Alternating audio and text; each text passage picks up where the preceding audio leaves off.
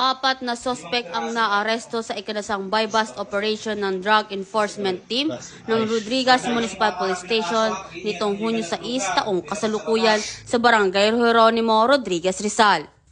Kabilang sa mga naaresto ang 2 high-value individuals at 2 street-level individuals. Kinilala sila sa mga alias na Joji, 30 taong gulang, high-value individual ng Barangay San Jose, alias Chacha, 29 taong gulang, high-value individual ng Barangay San Isidro, JP, 39 taong gulang, street-level individual ng Barangay Pinugay Baras, at alias Dondon, 36 taong gulang, street-level individual ng Barangay Pintong, Bukawe, San Mateo, Rizal.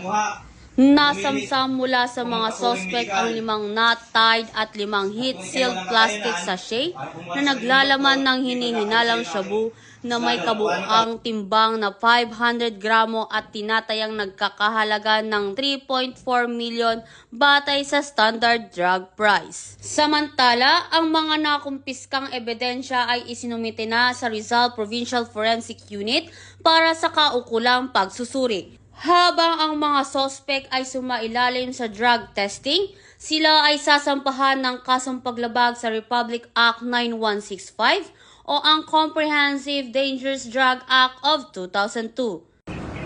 Mula dito sa Calabarzon, ako ang inyong Police News Network Correspondent, Patrolwoman Jessica S. Obrero, alagad ng batas, tagataguyod ng Balitang Pulis.